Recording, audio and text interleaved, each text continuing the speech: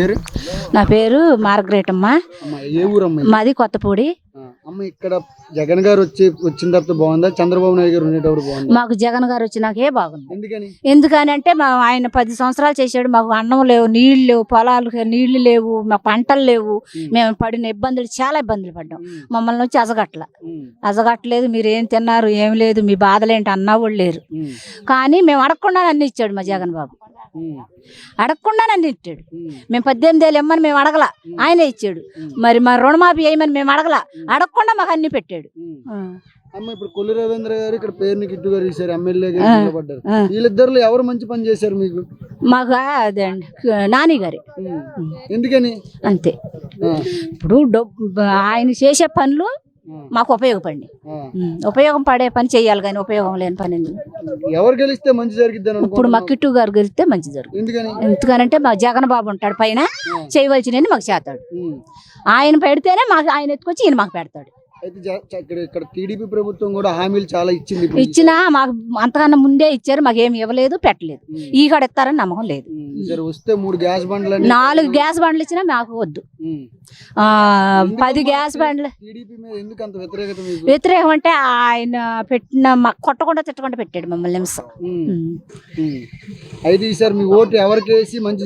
మాకు ఎవరుంటే, మా గుండెల్లో ఎవరుంటే వాళ్ళకేతాం. మేము నీకేతాం వాళ్ళకేతాం అని చెప్పం. మా గుండెల్లో ఎవరుంటే వాళ్ళకేతాం.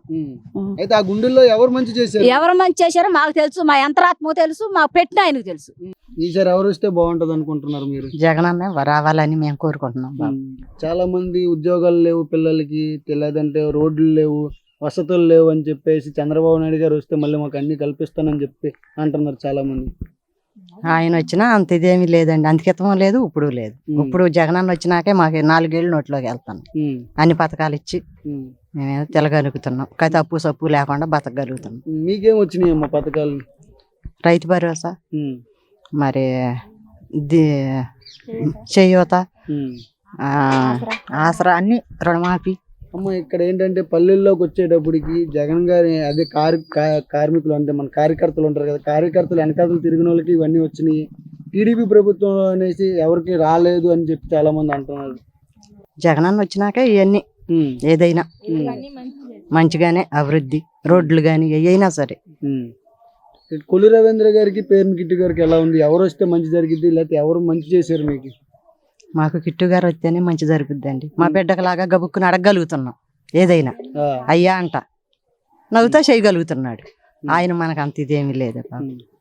ఆయన ఎమ్మెల్యేగా ఉండేటప్పుడు ఎన్నిసార్లు వచ్చారమ్మా? లేకపోతే ఈయన ఎన్నిసార్లు? ఓట్లకు వచ్చి వస్తమే బాబు, ఓట్లకు వస్తమే. మళ్ళీ ఎప్పుడు వచ్చారు ఆయన? ఓట్లకు మధ్యలో ఎప్పుడైనా వచ్చారు ఆయన? ఎప్పుడు రాలా. మరి మిమ్మల్ని ఓటు అడిగితే ఏం చెప్తారు ఆయనకి సమాధానం? మాకు ఎవరు మంది, మీరు మాకు ఏం చేశారా అనేసి అని అడగడానికి అవకాశం ఉంది కదా, ఏం అడుగుతారు ఆయన్ని? ఏం అడగం, మా కడుపులో ఏముంటే అదే చేస్తాం. ఎవరికి వేయాలనుకుంటే వాళ్ళకి వేసేస్తాం. అయితే ఇక్కడ బందర్లో కానీ మీ గ్రామానికి ఎవరు వస్తే మంచి జరిగిద్ది? కిట్టు గారే రావాలండి. ఆయన ఎందుకు రావాలి కిట్టు గారు? మాకు ఏదైనా చేయగలుగుతున్నాడుగా బాబు. ఇళ్ళ స్థలాలు ఇచ్చాడు, మంచి చెడ్డ ఏదైనా స్వతంత్రంగా మాట్లాడగలుగుతాంగా బాబు. స్వతంత్రంగా ఏదో కొడుకులాగా అయ్యానంటే ఏదైనా చేయగలుగుతాడు.